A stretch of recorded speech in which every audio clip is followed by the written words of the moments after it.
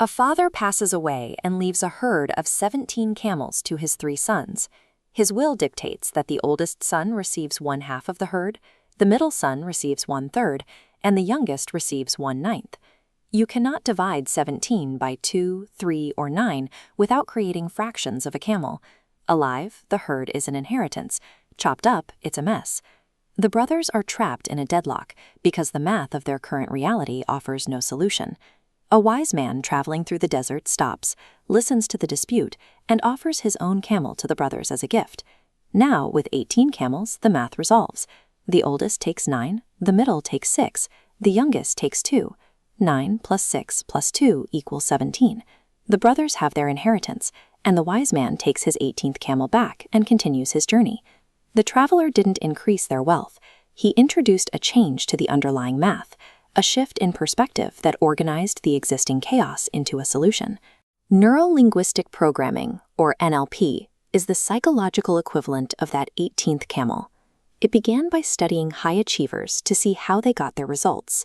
This process, called modeling, identifies the specific patterns of thought and behavior that lead to excellence so they can be taught to others. It breaks these patterns into 3 parts. Neurology is the study of the mind and the physical mechanics of how we think.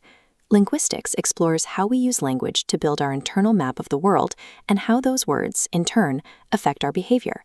And programming is the sequencing of our internal actions to achieve a specific goal. Put together, NLP is an architectural blueprint for decoding human experience. It allows us to step outside of a problem and find the specific sequence of thought that produces a better result. To apply these tools to real-world problems, the system relies on a framework of 6 pillars. The first pillar is you. Your own congruence, the alignment of your goals, beliefs, and actions, is the baseline requirement. If you don't walk your talk, the techniques lose their effectiveness. The second is outcome. NLP requires you to define exactly where you are now and exactly where you want to be before you take any action. Then come rapport and feedback. You must build mutual trust with others while maintaining sharp sensory awareness to measure whether your actions are actually moving you toward your goal. If the feedback tells you that your current approach is failing, the flexibility pillar mandates that you immediately change your behavior and try something else. These pillars create a continuous, self-correcting loop. You set a goal, build a relationship, watch the results, and adjust your behavior until you succeed. This loop is guided by the 6th pillar, the presuppositions. These aren't claims of absolute truth. They are principles of action. In NLP, you simply act as if these rules are true to see if they produce a more useful result in your life.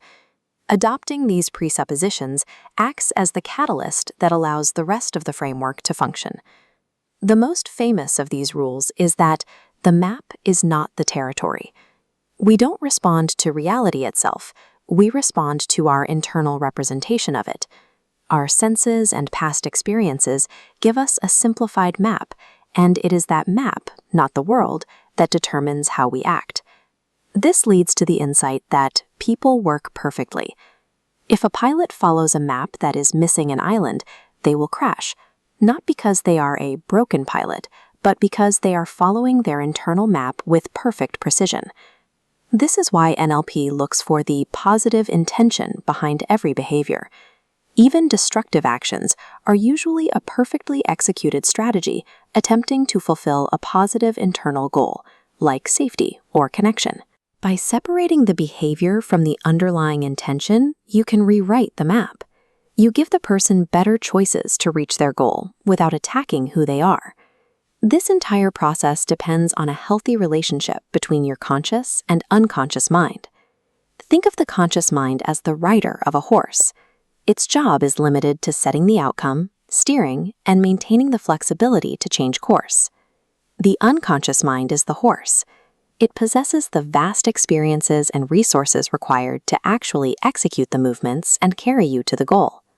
The system fails when the conscious rider tries to micromanage the precise, unconscious footfalls of the horse.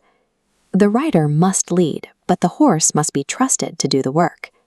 When you align your neurology, your language, and your internal programming, you stop fighting against an impossible reality. You simply reach into the toolbox and bring the 18th camel.